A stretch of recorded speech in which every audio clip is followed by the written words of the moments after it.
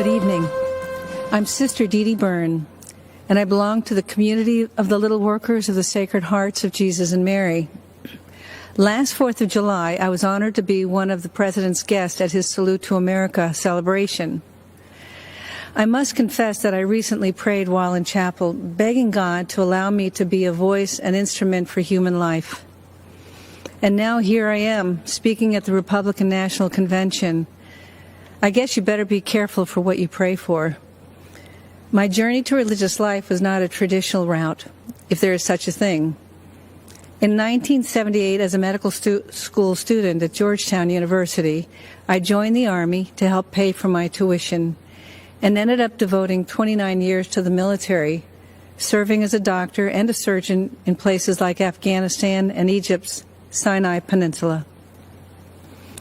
After much prayer and contemplation, I entered my religious order in 2002, working to serve the poor and the sick in Haiti, Sudan, Kenya, Iraq, and in Washington, D.C. Humility is at the foundation of our order, which makes it very difficult to talk about myself. But I can speak about my experience working for those fleeing war-torn and impoverished countries all around the world. Those refugees all share a common experience.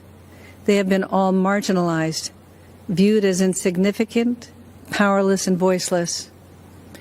And while we tend to think of the marginalized as living beyond our borders, the truth is the largest marginalized group in the world can be found here in the United States. They are the unborn. As Christians, we first met Jesus as a stirring embryo in the womb of an unwed mother and saw him born 9 months later in the poverty of the cave.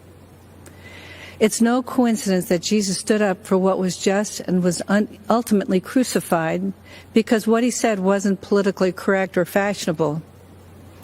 As followers of Christ, we are called to stand up for life against the politically correct or fashionable of today. We must fight against a legislative agenda that supports and even celebrates destroying life in the womb. Keep in mind, the laws we create define how we see our humanity. And we must ask ourselves, what are we saying when we go into a womb and snuff out an innocent, powerless, voiceless life? As a physician, I can say without hesitation, life begins at conception. While what I have to say may be difficult for some to hear, I am saying it because I'm not just pro-life, I'm pro-eternal life, and I want all of us to end up in heaven together someday. Which brings me to why I'm here today. Donald Trump is the most pro-life president that this nation has ever had, defending life at all stages. His belief in the sanctity of life transcends politics. President Trump will stand up against Biden-Harris, who are the most anti-life presidential ticket ever, even supporting the horrors of late-term abortion and infanticide. Because of his courage and conviction, President Trump has earned the support of America's pro-life community. Moreover, he has a nationwide of religious standing behind him. You'll find us here with our weapon of choice, the rosary. So thank you, Mr. President. We are all praying for you.